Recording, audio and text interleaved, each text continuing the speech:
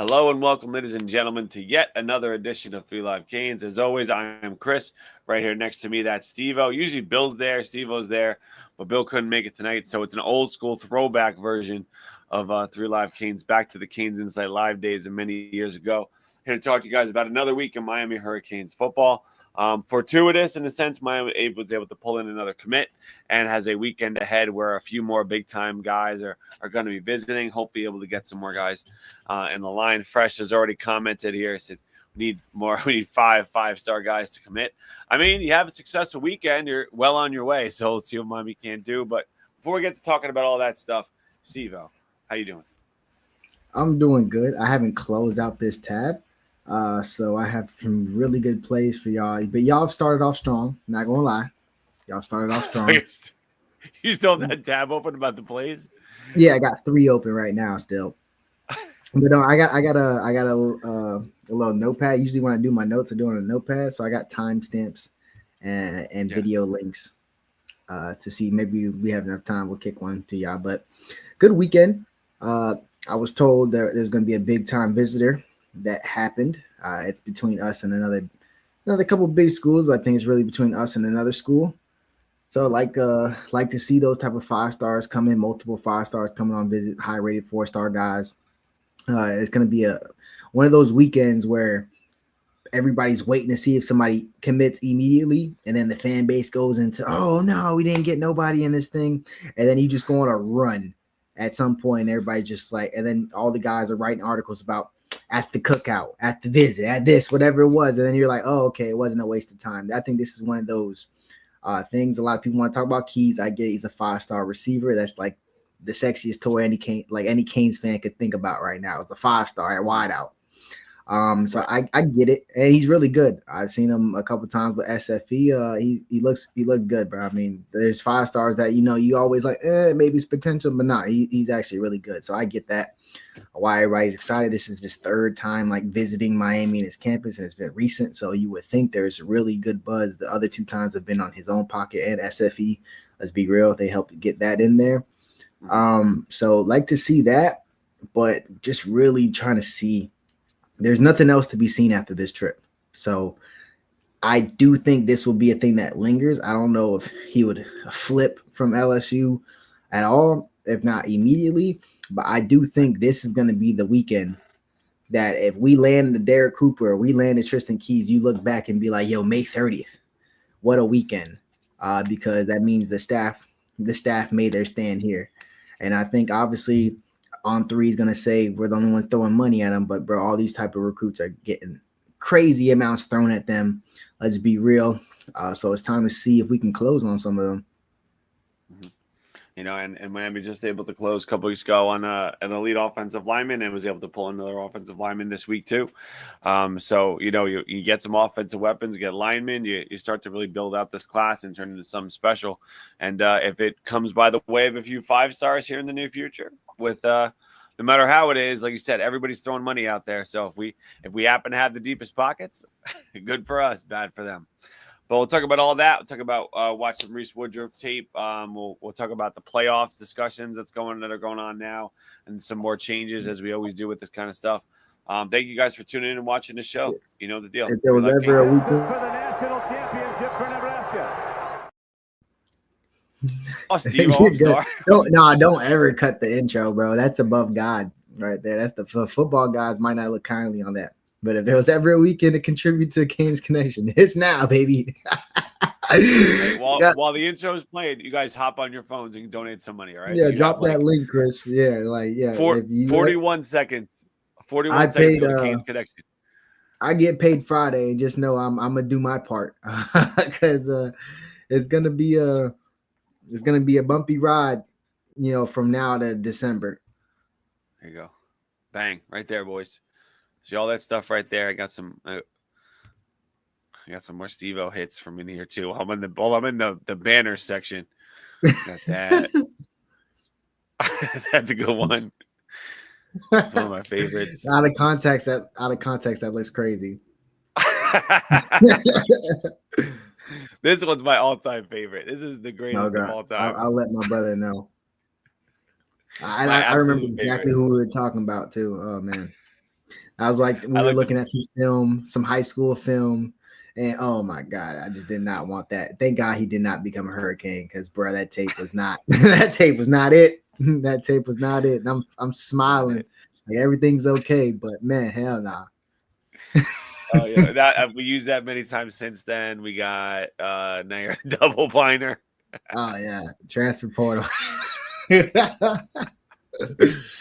And of course, the all-time great Turtles are fish. Turtles are fish. All right, now I'm gonna bring it back. I'll leave turtles or fish up there, but hey, well, we're out there for, like you said, 41 seconds to go donate some money. So here you go. You can start it for the national championship for Nebraska.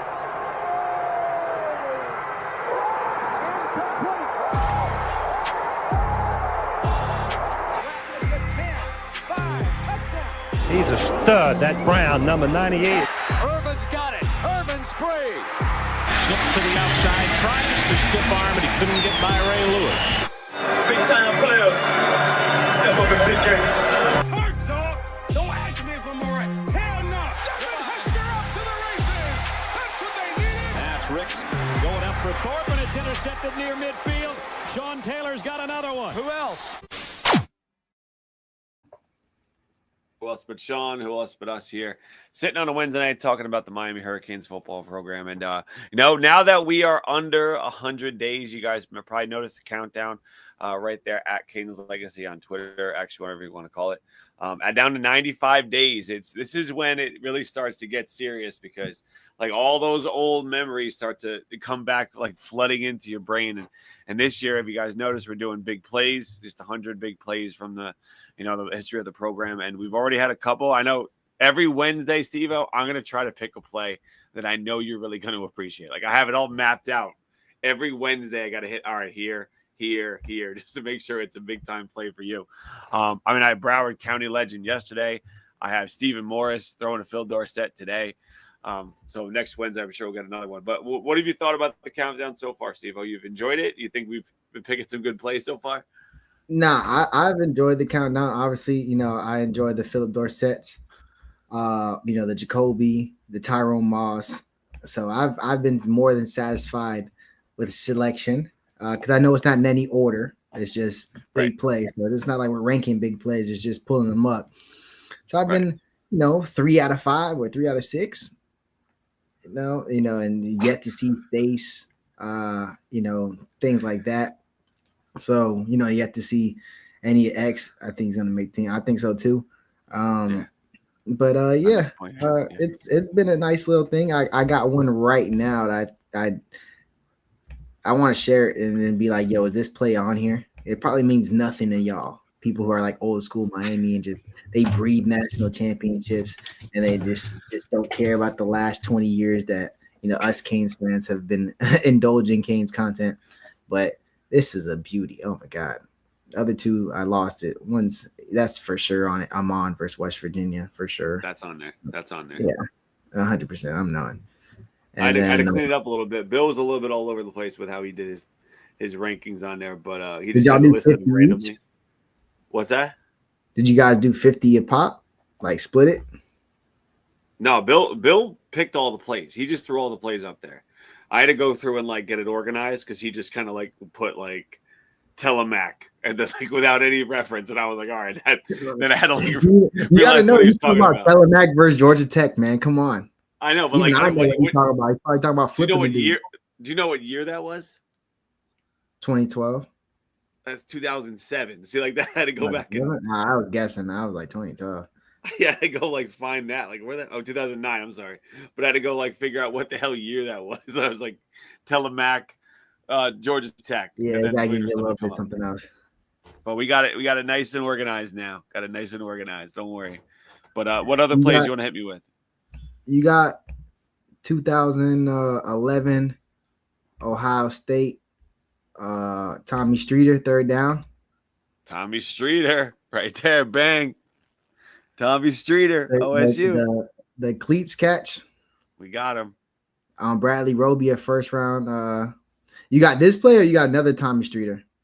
That play. I remember all the people arguing it. It's not a catch. I'm like, bro, it did not hit the ground. It did not hit the ground. I was going crazy, bro. Everybody was arguing. Everybody's drunk. They had no idea what they're talking about. I'm a sober kid who's like 11. I'm like, hell no, that can't hit the ground. I'm arguing. I'm pleading my case. I'll never forget this play. And then Streeter maintaining possession. Hopefully YouTube doesn't take us down now. Yeah, Lamar Miller should have scored a touchdown on the first drive, and this thing he slipped up, but he was so fast. That boy is moving. But yeah. Got some good ones. Now, what was the one you're gonna suggest, Stevo? Oh, that was one for sure. I'll just leave that one up. And then I already talked about a couple on live air. That Mike Jack Syracuse. That is not the first interception, the second. Mike Jack Syracuse. Mike Jack. That's got to be on there. What year? That is 2017. All right, I'll make sure. Second interception. He had 2 interceptions that game. Make sure it's the man coverage, bump and run, hit pocket. Yeah. Jaquan even has one in that same game. Where he gets his hand underneath. Yeah. But I know Jaquan already on there, so I don't have to argue for him. He's already in there. That's a good one. Yeah, since we won that game for sure. Yeah. That's a good one. But anyway, you got go ahead, Steve. It's too much. I'll go forever. But I think I put that names a bunch of big Miami plays in the title of the show. So like everyone that's tuning in expected this to happen. I originally had for 45 minutes in there, but I was like, let me take that out. Yeah. I talked about it previously, but for the culture, 4th and 10, Mark Rick throwing a fade to Lawrence Cager. Please, for the love of God, it has to be on there, yo. 4th down.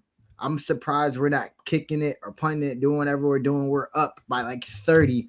We throw the fade. I almost cried. It was like the best night ever already. And we just 4th down, F it. Throw the fade. And then we just jump all over this guy. And then DJ Dallas scores, diving in on the coming up on that drive. Like, oh my God. Like that play itself. That's when I get it. We were up in the game by a lot already. But man, just imagine Mark Rick, the most vanilla offense we've had in a while when it comes to play calling, just because of the change of pace we went offensively with Lashley and obviously Shannon Dawson. Mm-hmm. Those weren't really his offense. Obviously when we had him on, it was a lot easier to be like, hey, go ahead, catch that fade. But just to see him on 4th and 10, just say F it. Like, go ahead, Rozier. Like, throw it. That's crazy. That was Rick. Rick was definitely living his best life when we got them opportunities to blow out a rival and make some plays out there. So, but yeah, well, I'm going to make sure as many of these makes it up there. Likely on a Wednesday in the near future, so Steve could be all hyped up, getting ready for the show. Yeah, DJ Dallas versus US at Camping Worlds. I know we have DJ on here. Nah, you can't do that one. I mean, we lost. We lost a couple of these games. We lost a couple, but we got DJ. DJ is on here, so I mean, we got. Yeah, I promise you, DJ. He'll be on there. I promise you, DJ's coming, so don't worry, CF Game fan. Yeah. But great opportunity to talk about. That's what the countdown's for. A great opportunity to talk about the past Canes while you're making lies about future Canes and how we're going to do into all this and do that. But it's interesting, Stevo. We talked about how things might look in the future. Like Miami, we have a pretty good idea how things are going to look, and we have all summer to talk about like depth charts and all these kinds of things. But when you're thinking about the future of college football, this is a week where we're seeing a lot of the conversation come out about the SEC, what they're saying about things, and the Big Ten, what they're saying about things, and how they want this to look and how they want that to look.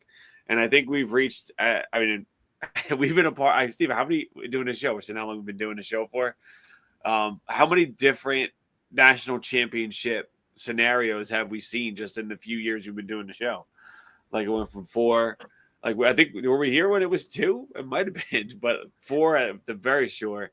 And then now up to 12. Then we're going to see 16 here in the near future. So just what are your thoughts? The idea, the prevalent one now is that a 5 and 11 situation where you get your 5 automatics and then 11, at large get the opportunities. What are your thoughts? I thought 8 was the number. 12 came out. I ain't mind 12. I still don't mind 12. But 16 is just the SEC and the Big Ten trying to put more teams in. Let's just be real. Because they're going to argue, hey, past these 12 teams, what teams from the ACC or the Big 12 could you justify putting in there? Their strength of schedule. I'm Ole Miss. I lost every ranked opponent I played in, but since their ranked opponents play in the SEC, it's a tough schedule. I hate that. It's just rhetoric. That's what it is. Yeah. They start putting this stuff out there. Greg Sankey says, I had people asking me why we're still part of the NCAA. Because do you understand the process of breaking away from the NCAA is? That's like a 10-year thing, bro. You think you just wake up and say, hey, we're not an NCAA? How do you think you could pay your kids their scholarships? How do you think you're able to do a lot of things you're able to do? They're not ready to break away from the NCAA. If anything, the best thing we could hope for is to separate college football revenue in the NCAA. But, dog, you cannot run – conference commissioners can run their own thing. Yeah, it's not the NFL, bro. I'm sorry, bro. They have student athletes. It's going to go strictly for money. That's why I'm hoping to just separate, with the media deal, and they could just separate that. But student athletes, bro, there's 131 division football schools, and only a percentage of those, a small percentage, go to the NFL. So guess what? They have everybody else to think about. It's going to be messy, but it's all rhetoric. It wants you to believe this. The SEC wanted everybody to believe they play defense and slander conferences like the Pac-12, the Big 12, and the ACC. Oh, they don't play no defense. And just but all y'all did was run the ball against each other up the middle with 5 stars. It was not entertaining. It was boring as hell to watch.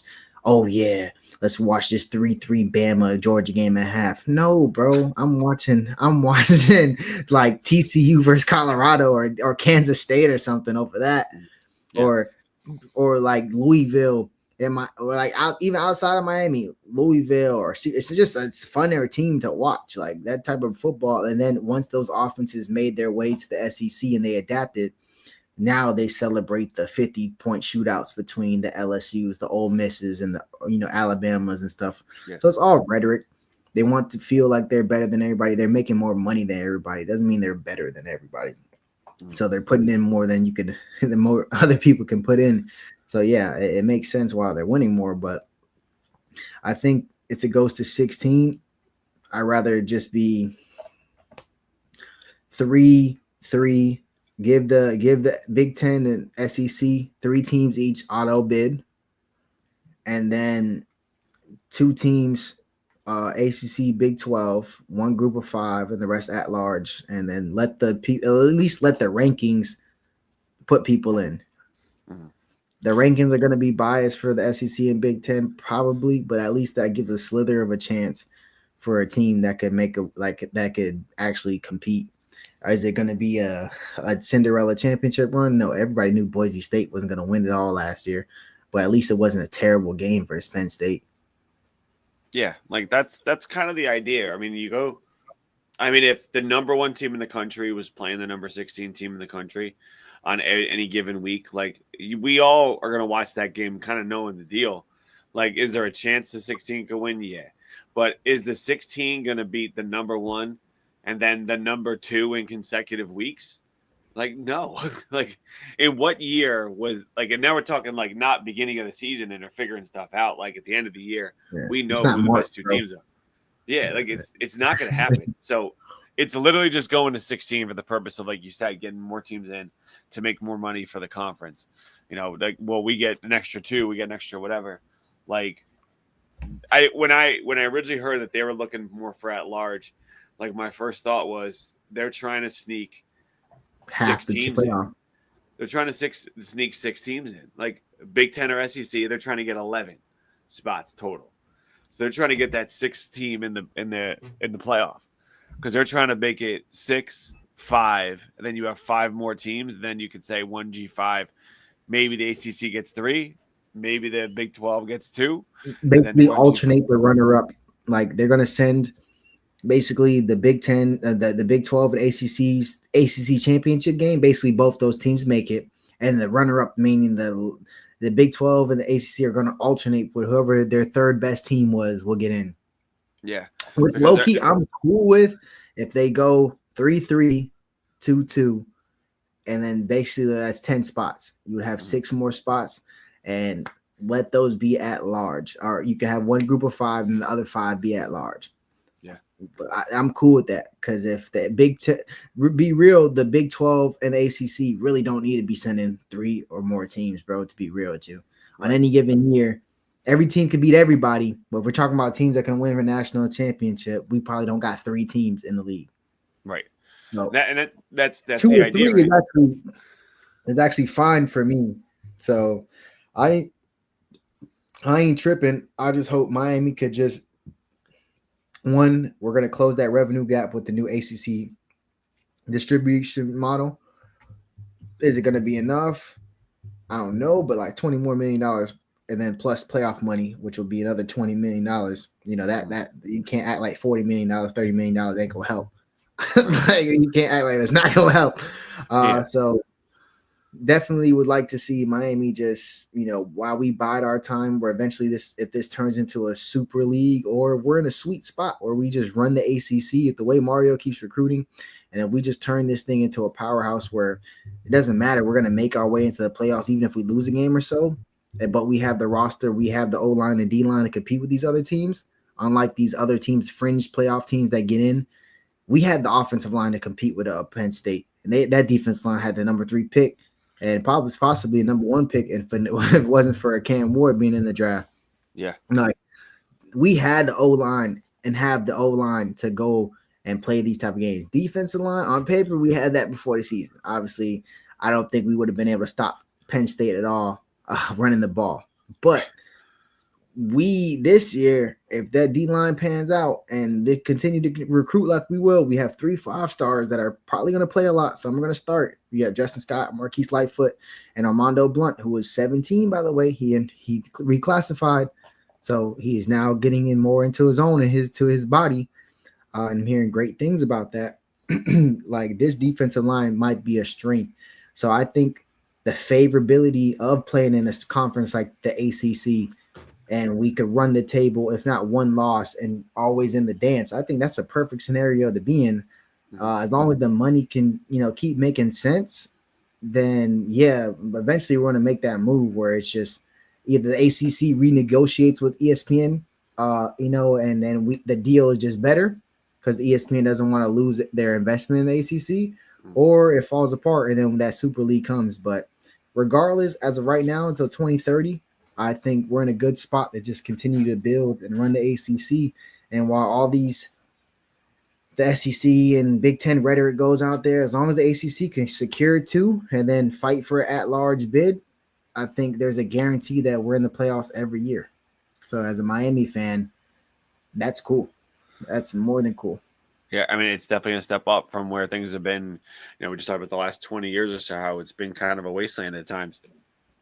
Definitely something different, you know, definitely so. And expectations can raise when you can see the quality of athlete, you see the quality of coach, see the quality of program raised with it. And like you said, $30 million a year on top of what you've been making.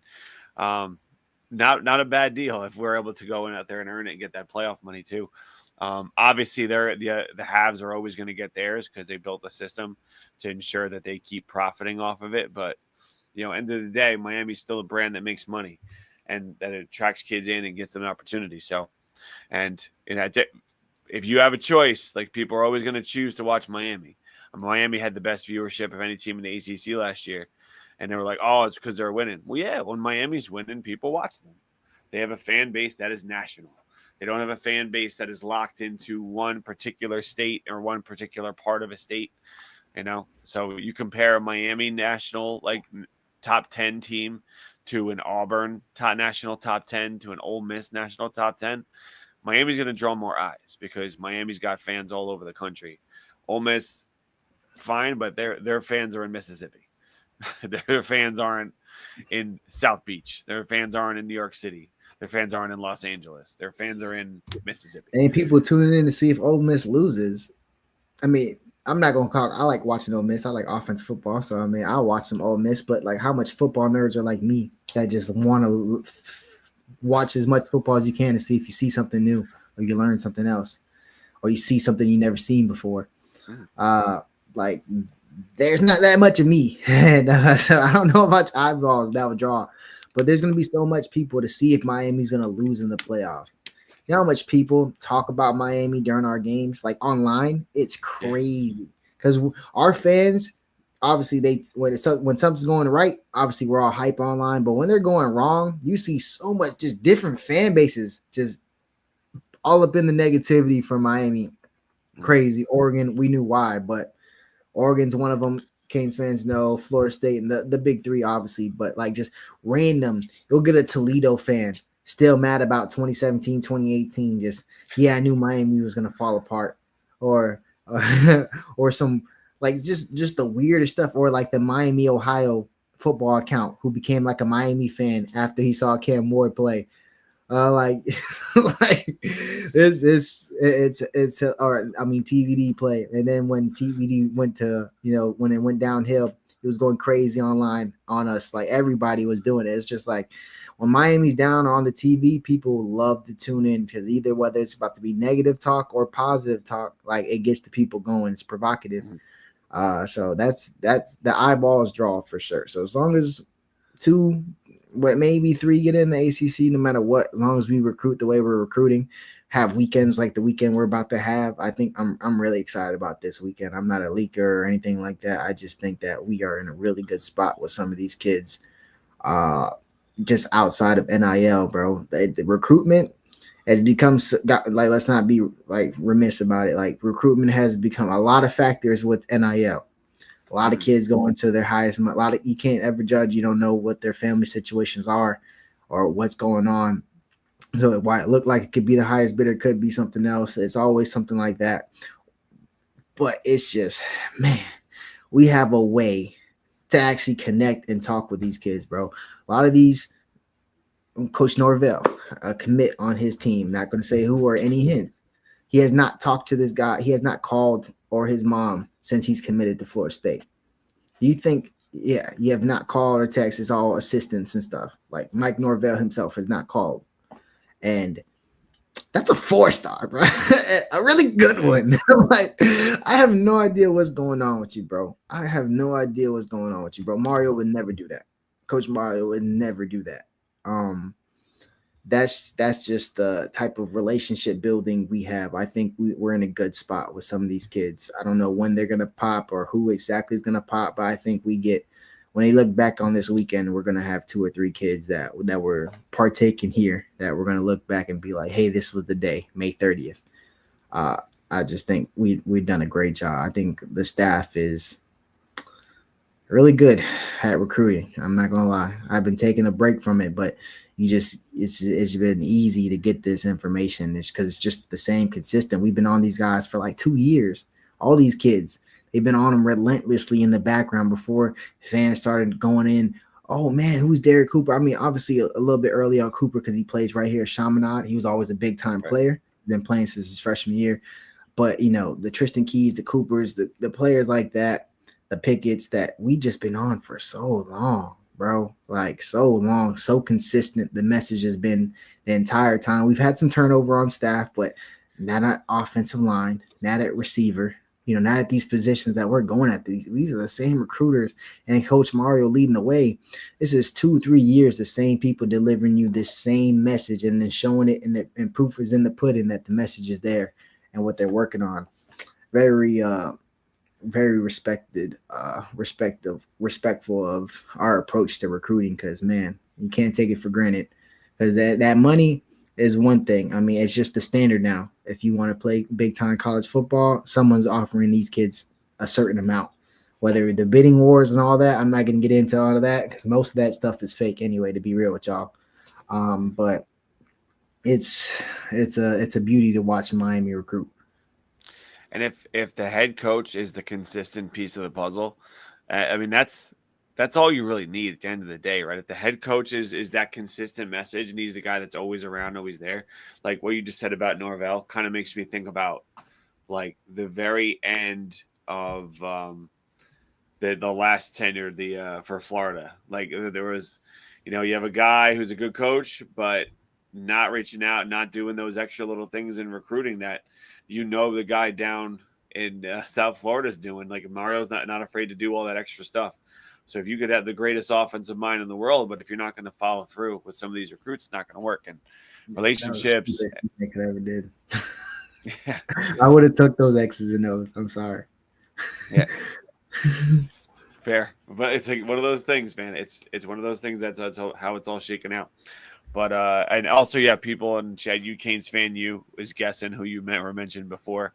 You definitely had some people like jump into the 24/7 page for Florida State trying to like play some guessing games and figure out what's going on with that. I mean, if he don't do it for him, I'm pretty sure he don't do it for much else. Yeah, one of your highest like level recruits. If you're not, I mean, it's crazy, isn't it? Isn't that crazy, Stevo? To like you're a head coach and you're not reaching out to like the guys personally. Yeah, it's weird. When I heard it, I didn't believe it. I was literally sitting there like this, and then I hear another player be like, "Bro, he's so funny," who was previously committed to Florida State, and I'm just like, "Damn," because I remember their approach with Weezy.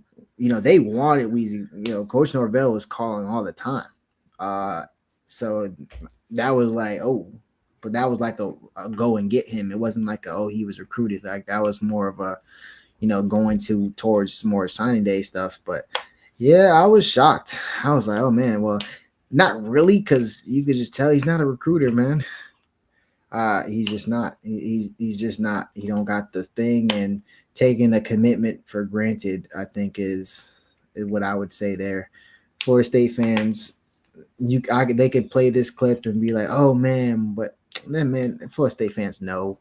They got to know in their heart, hey, man, we have yet to sign really good high school classes with this coach in 5 years. We've won some games, 2 seasons out of 5, but he's not recruited well, high school. Like, it's easier to recruit in the transfer portal when you're telling these kids that were big-time recruits that did not make it at their schools that they originally signed to, and you tell them, hey, I'm an offensive guru here, look, let's watch film, and they're sitting there like, oh, my God, this guy's a wizard. Like, he's telling me this and this, and he can get me this and that.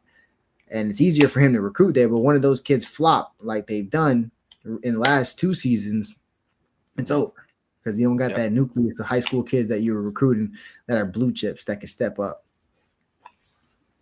Yeah, they've been like literally putting it out there, hoping things for the best. And like might end up being the same thing this year. They put a lot on the Boston College kid to be their Jordan Travis again. Like it's a lot to put on the shoulders of a guy who got benched at Boston College. Like Bill O'Brien told you this quarterback's not good enough, and you went out there and got him. I'm sorry, Bill O'Brien. I'm not going to act like he's a god, like a football god, but bro, he definitely knows what he's talking about at quarterback. If he made the switch. I get it. Your offense, Coach Norvell, more centered on the legs. That has to be taken to the argument, But no, bro, no. Oh my God, no.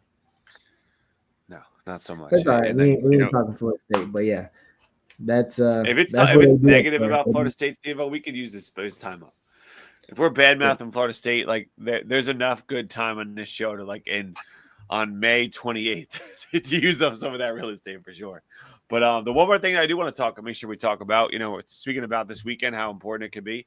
Miami was able to pull in a commitment from an offensive lineman, Reese Woodrow, recently to continue to stack bodies on an offensive line, which an offensive line class for Miami that is like starting to look like an offensive line class from like the old days, like guys with size, guys with physicality, guys of height, like blue chippers and all that. So I'm going to roll some of this Reese Woodrow tape.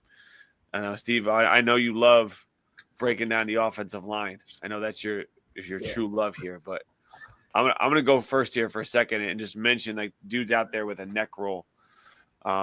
You see a guy rolling in the other team rolling with a neck roll, Steve-O. Like first thing I seen that neck roll. That neck roll it means business, bro. Think about guys who rock the neck roll, like a Brian Cushing. like Mike Allslot, those type of guys. Those are guys who are sometimes not all there in the head, but They are football players. Like, yeah, nah. He definitely, I think he's more of an interior guy. People say center of the future. I see it. You like to see smart, nasty, has really good feet work. So in between that, there's a lot of bodies there in between that trenches, right? Obviously, there's a lot of people in there. Center, really good, nimble feet, can move. He's powerful. Obviously, he fits the bill, size-wise, which has been a trend on offensive line since Mario's got here. I don't think we've taken any like tweener, smaller size offensive linemen. Like Derek Platt was one of our smaller guys, and he was still 300. Yep. He was still 290. So don't think we're taking anybody who's less than this type of project. Yeah, Buddy was sliding. I was watching that one. I was looking up to see who that receiver was because he's all over this tape. But yeah, very powerful, nimble feet. I watch right here as he gets to the second level. But I just like the nastiness, the aggression. It's like he's an old school offensive lineman, bro. With the neck roll, it's cliche, but man, he must have lineman in his DNA. Where his dad, uncle, somebody played murder ball, like real football back in the day. And taught him how to play because he definitely plays with that physicality. It's cliche. Everybody goes, "Oh man, we don't judge Mario and Mirabal on their takes," and we've been saying that since day one. And there's been nothing done since they've gotten here, rebuilt this offensive line off after the terrible year 2022 when they inherited that. The offensive line has been increasingly better via portal, via high school guys, via kids that were already on the roster that you gave up on that came out and were just freaking studs, like a Thomas McCoy or a freaking oh my God, I forget his name, Ryan Rodriguez, who played that Florida game. You're like, oh my God, why is this guy just monstering over this 470-pound D tackle? Like, yeah, the development is there. And the reason why you haven't seen guys like a Kinsler or guys that have been, a little younger is because you got studs like Francis who played immediately, and you had guys like Inez Cooper who stayed 4 years, and Thomas McCoy who's a senior. Like, we have depth on O-line. So a lot of these guys are developing. I think we have more plug and play. We're probably 8 to 9 deep in O-line. I don't think we've been able to say that in my lifetime. No, that's a long time since we've been anywhere in that vicinity. Maybe I'm trying to think of who the 8 would be for Stoutland's O-line back 13 years ago, when you had Flowers. What was that? McDermott and Linder O-line? Yeah, McDermott, Linder, Flowers. Yeah, and we're missing somebody. Yeah, Chantrell and Wheeler were rotated at right tackle a little bit. I'm missing Feliciano. Was Mongo on that line? Yeah, Mongo was on that line. Feliciano at right guard. Yeah, that's probably our deepest O-line. And obviously we know what we did that year running the football. Mm-hmm. Yes. So I think we're getting that type of depth. Do we have those type of names? We'll find out. But we got good depth, that's for sure. See, but if you're going through it and you're making a decision to wear a neck roll, right? Like you've never seen like a I'm just gonna put it on and but stand on the sideline, not really play guy wearing a neck roll. Like, you put that neck roll on, you're about it. Am I right? You can't fake a neck roll. You can't put the neck roll on, pretend to be tough. You put the neck roll on, you have to be tough, right? Yeah, no, there's no ifs, ands, or but about it. Again, cliche, but Florida not really known for their offensive linemen, but as the game has slowly adapted, where it's more of a speed in space, these more athletic linemen that come from Florida, Central Florida mostly, North Florida too, but Central Florida and North Florida are starting to produce some of these guys that are like that new era offensive linemen, where see them outside of pads, they look like fit dudes because they can move. They can move. They're skinny to a point. Obviously, they're not skinny, but you know what I mean? Like, for an offensive lineman, that's starting to become the mold. So I will not be surprised that you keep seeing us get these North Florida, Central Florida offensive linemen while we go fish for those big 5 stars in other states because, bro, we're developing these kids. We get the size on them. They already have the footwork and the speed and agility. Now, when we want to gap scheme or we want to zone block and we want to do this or do that, we have the personnel and the ability to do everything. They're building the line from the inside out, and there's nothing anybody can say about it that is other than it's working because the offensive line has been now 3 seasons now. Every time you set the bar higher, we had brought Matt Lee in and Cohen, and we're like, oh my God, that line was insane. And then just to lose them and have an even better offensive line next year.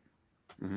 Like even better offensive linemen. So it's like it's looking like, 4th year Cooper, 3rd year Francis, Markel Bell, who played tremendous at stretches last year. Now it's looking like, oh my God, like you can't say anything about the offensive line. He looks like he walked in there and said, yo, where my neck pad at, coach? It's not in my locker. It's not in my locker. Andrew Ivins ran away after he took this picture. Yeah, like look at this where's dude. My neck pad, coach? Where's my neck pad, coach? Yeah, he's about it. But I'm just saying that trend of Central Florida offensive linemen, it's not just me saying it. It's everywhere. These guys are going to Louisville. These guys are starting to go to SEC country. These guys are starting to go everywhere. Offensive line on the rise in the state of Florida, particularly a little bit north over here. But as the game has gotten more speed and space involved, Florida's offensive lineman market has gone up. So I like the take.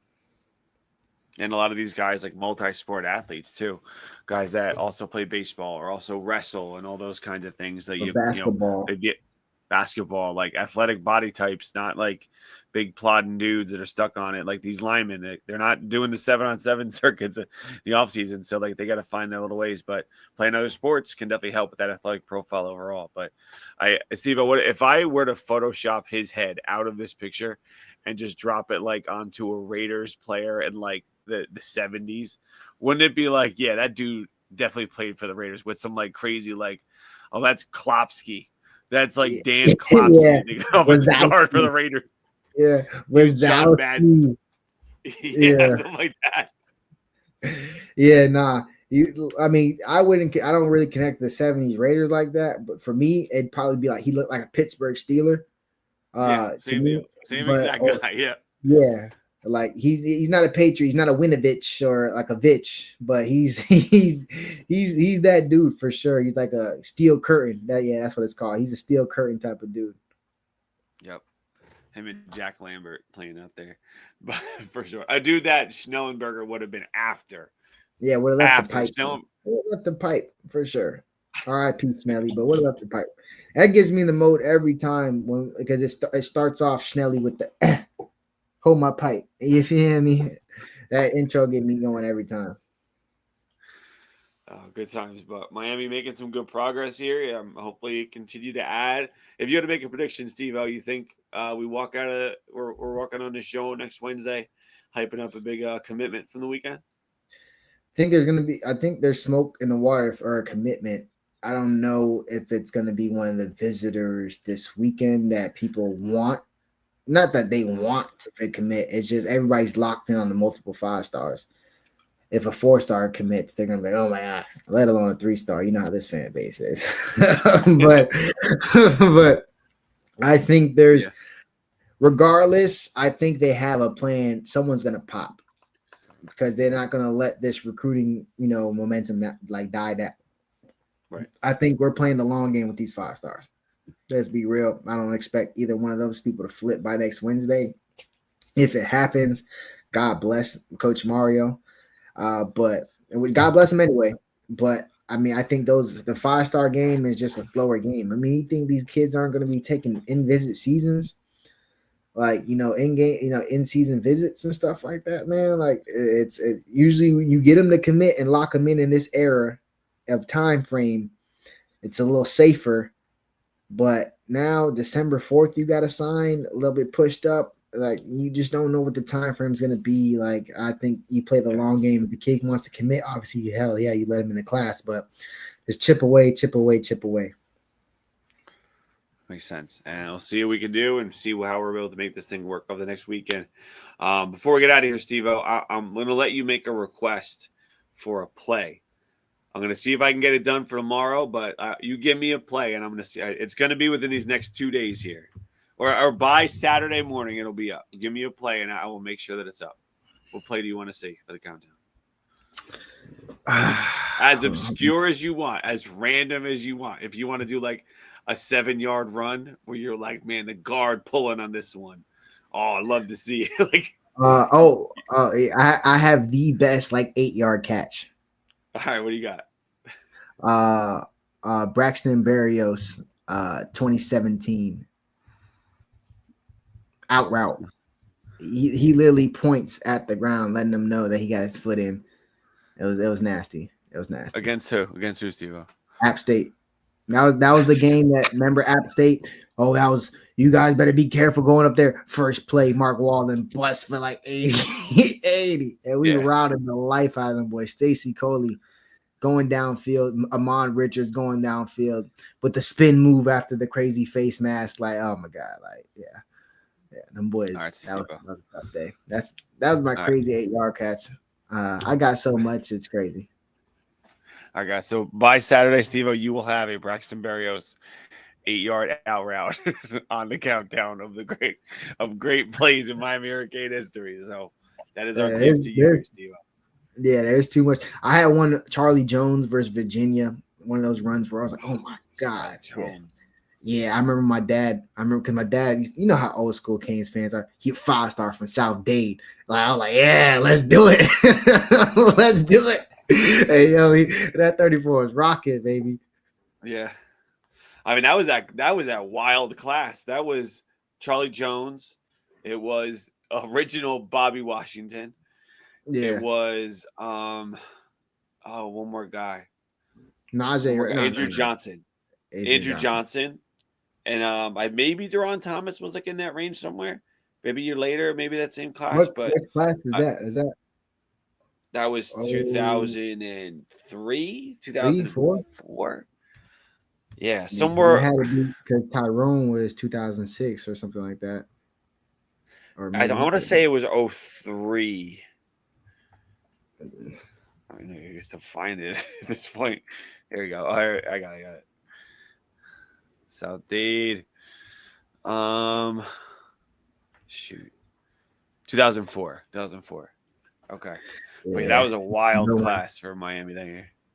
Yeah. He had some moments for sure, and he stayed for a while, so he had some moments. Damn, I got a bunch. Damian Barry, Benjamin. Oh God, yeah, a bunch of them. The Ray Armstrong, freshman year versus Oklahoma, not DeMarco Murray. They were calling them Oklahoma, something else. It's a phobic term.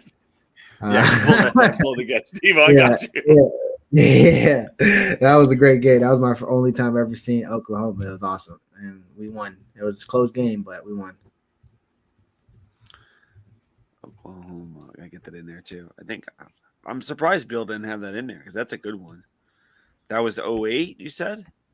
08? It had to be 08. Yeah, right. Hold up. Yeah. I'm like 85% sure. Yeah, we got what game? Hold on. I think it was 2016 or was it 2015? Let me see for Deion Bush interception. He had which game was that?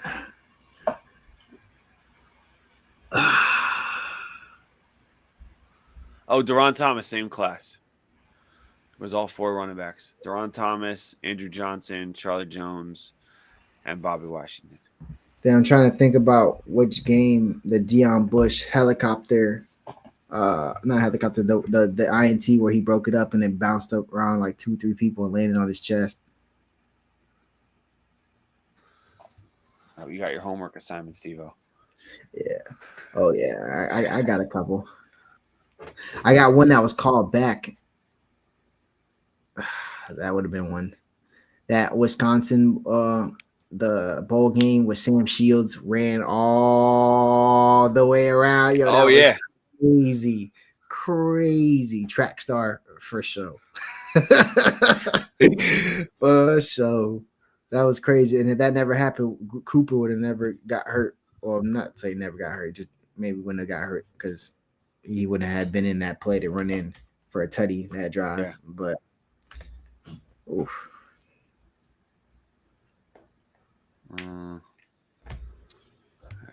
Anyway, we're gonna get out of here. Thank you guys for tuning in, doing all the stuff. Before we head out here to think of more random plays. Stevo, final thoughts for the people. Yeah, if you have any random plays, drop them in the chat, comment, add me on Twitter, be like, hey Steve, I got this random play. I would love to watch it. I'll probably talk about it, especially if it's in the last 20 years, be like, yeah, obviously we haven't won anything, but what else are we supposed to watch other than Canes football? Big one. Drop your favorite Stacey Coley play in the chat or online, or Philip Dorsett or Tyrone Moss or Jacoby or X. Or you can go Leonard Hank. Yeah, we can go get some of those. There's some one-handers over the middle. I'm pretty sure y'all know what we talking about, baby. But I already brought that up. But the LeBron Bird, like Hail Mary versus Virginia, did we talk about that freshman year? Versus Virginia Tech? I think Bill already added that one for this. Oh, yeah. That's for sure. Got to get it. That's one of the first times as a Canes fan we needed some crazy play to happen at the end, and it actually happened. I was going crazy. Crazy. I remember sitting on my aunt's couch going stupid.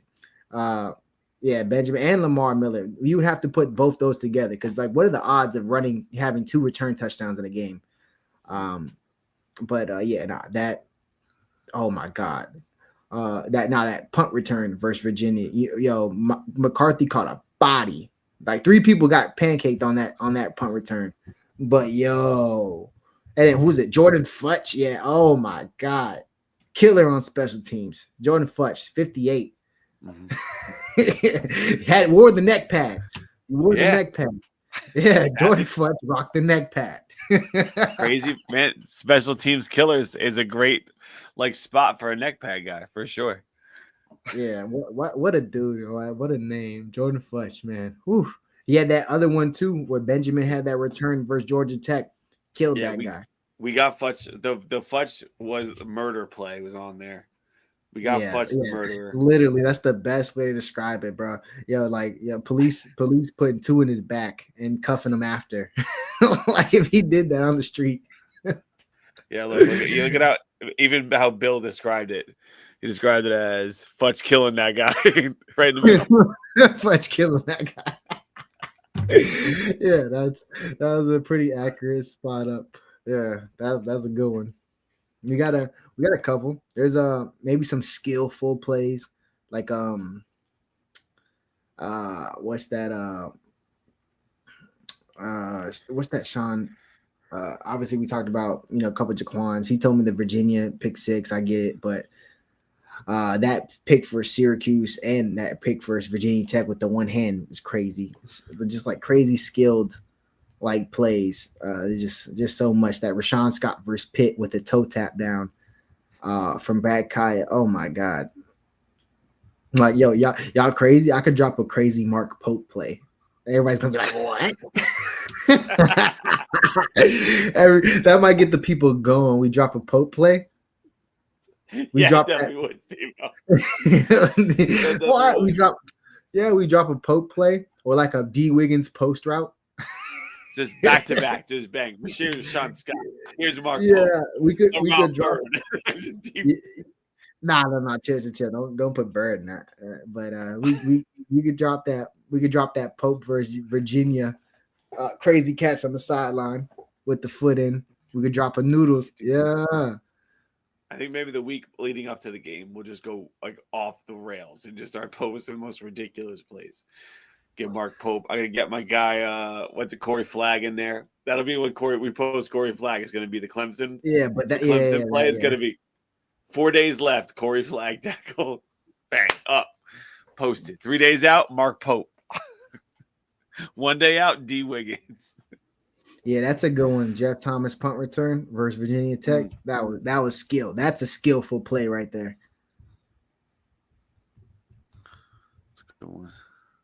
That's a good one. When talk about getting the people going, that was a good one. We was that Kane's Twitter at that time, Jeff Thomas Twitter like era. Oh my, that was before we were still in the Rick era, and it was a split fan base between holding Jeff Thomas accountable for these things, or we just need to get a more updated offense. It was like a split in between. Everybody was like, man, but Jeff ain't being used right. Oh, no, Jeff did this.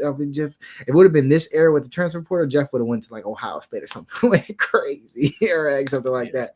But that was just a crazy time. Oh, you Till Green? Could you Till Green? Who did he kill? He killed Syracuse, I think, in like 97 or 96. I could do Util Green. I can picture the play. I know exactly what I'm going to do with Util Green. Yeah. I think we could low key like bump that Notre Dame Bandy pick and put that 2018 Virginia pick, because oh my God, that might have been one of the best picks I've seen a Miami Hurricane player make. So we cannot bump the Bandy versus Notre Dame pick. We can't. Yeah, I'm sorry. That got to be like an honorable mention if the UVA pick. You know what pick I'm talking about? I do. But I mean, like the trail underneath. Yo, he's 5'7".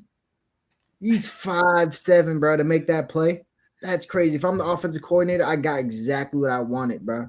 And I'm like, damn, I'm a bad OC. This kid 5'7", and I thought I could take advantage of it because this guy's 6'5". No, not so much. No, you can't. ESPN. Then if we would have won that game, that play would have been everywhere. But no, they're showing a Rozier pick. I have 1, 2, 3, 4, 5, 6, 7, 8, 9, 10, 11, 12 plays now to add to our 127 to make sure because we lost a couple. But yeah, that Rashawn Scott Pitt, I'm telling you, I think it's 2015. And then maybe 2015, Virginia, what's his name? Was Ty Brady? Was it Ty Brady? He transferred to Marshall? Tier Brady, right? TYRE. Yeah. With the crazy over-the-shoulder catch in the military uniforms. Oh, yeah, that was sexy. That was sexy. Yeah. Yeah. I have a thing. I remember a lot of crazy catches. Oh, this is like 2008. Eddie Williams, didn't he like blow somebody up on the goal line? Goal line? Yeah, right. Fofo. Yeah. Yeah, I think that was Georgia Tech, right? I think it was. If I'm not mistaken, I think it was Georgia Tech. Yeah. Talk about catching a body, just killed that guy. and when they go to the camera, the behind the offensive line, you just see it split, and he's just running full speed down that hole. Like, oh my God. Oh my God. That's a good one. The guy just under center. He's just running to it like, oh my God. Oh my God. That's a good one. I'm just gonna search up Eddie Williams. Like, and like that we have to be the one. Like, it has to. Who else would have posted that video besides like our account? Like, 4 years ago. Stacy Coley, freshman year versus Pitt, 3 touchdowns. That reverse touchdown was crazy with the dead leg back inside. Yep. Who else? Big plays. I had a hand team Friday. You know what? I used to post stuff like that. I need to go back on my Twitter and search hand teams Friday. I remember Barrios responded to one of them. Was like, "Yo, this random ass catch." I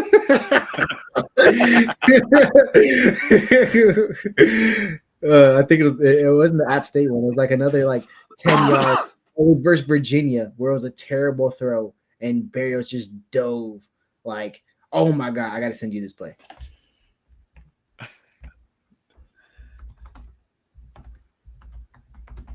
I'm sorry. Oh, we don't have any. I'm sorry, chat. Charleston Rambo on here. Oh yeah, Michigan State for sure. For sure. I thought we almost lost that boy. Let's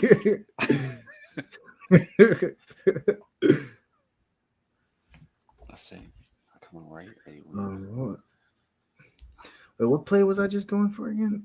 Miami versus Virginia. The Barrios catch, you said? Oh yeah. 2017.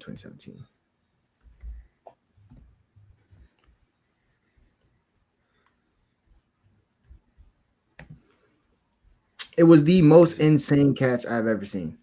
Like just casual game, like quarterback saving, drive saving, like everything. I'm in full mode. I can hear you, but I'm trying to get these terrible plays out because we start this game from behind. Oh my God. Oh yeah. I'm on. Oh God. Oh, D Delaney. This was terrible. I remember screaming at my TV for that one.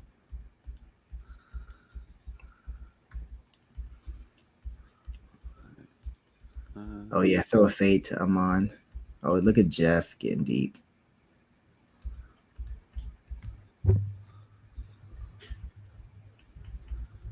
Come on, I know we're facing this way, so it has to be next quarter. You remember what way we were facing, Steve? Yeah, we're facing opposite. We're going away from me because this should be it should be this quarter. Oh my God, yeah, I just found it. I'm gonna just play it real quick. This is like the most casual. I can't believe they didn't even like redo it on like the replay on the condensed game. But like, yeah, bro, like don't do us YouTube. I'm leaving now. But yeah, this is like I need to find. Well, at the end of the show, who cares? I need to find the actual game footage and go to the third quarter, 10 minutes and 34 seconds. This is Barrios in the slot. This is the most ridiculous catch. And they just went by like it wasn't. Like they just skipped to the next play. Like, bro, do you not understand this was a terrible throw? Look at Barrios. He dives behind this guy to go catch that ball. That is I'm sorry, bro. You got it. I'm gonna find the other angle in the replay, but bro, that is one of the craziest catches I've seen. Most random play, you'll never know about it, but bro, literally off the ground. This ball is like this far off the ground, like off this guy's cleat. When you see the other angle, you're gonna be like, "Oh my God, how did he catch that?" All right, Steve. Get another. I'm gonna tag Barrios, so just so he's like gives us with this. That 2017, he got some teach tape hands. That 2017, and that was like coming after like a crazy run of receivers. We had a crazy run of production guys. Like we didn't really have duds in that era.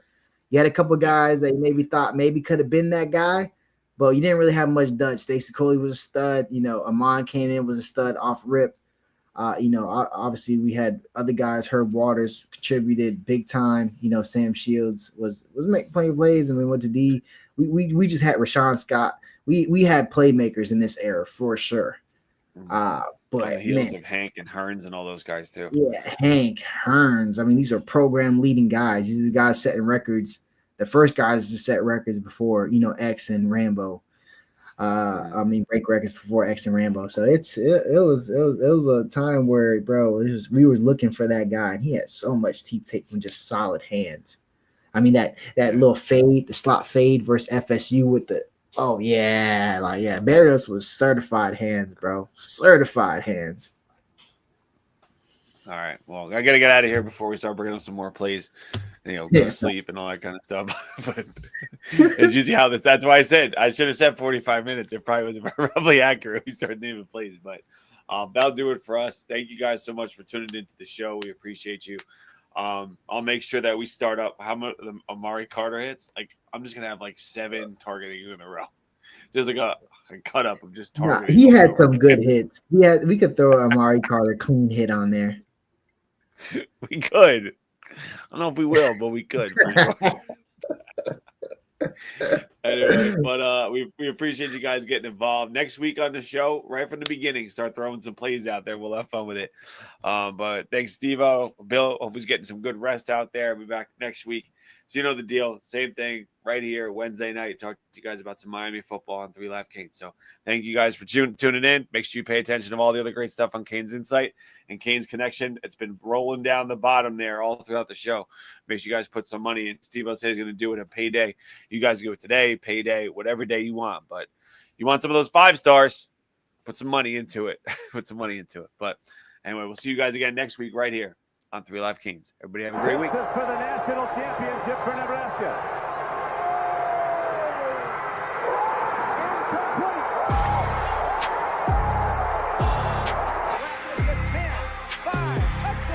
He's a stud, that Brown, number 98. Irvin's got it. Irvin's free. Slips to the outside, tries to stiff arm, and he couldn't get by Ray Lewis. Big time players. Step up in big game. Hurt, dog. Don't ask me if I'm all right. Hell no. Husker up to the races. That's what they needed. That's Ricks going up for Thorpe.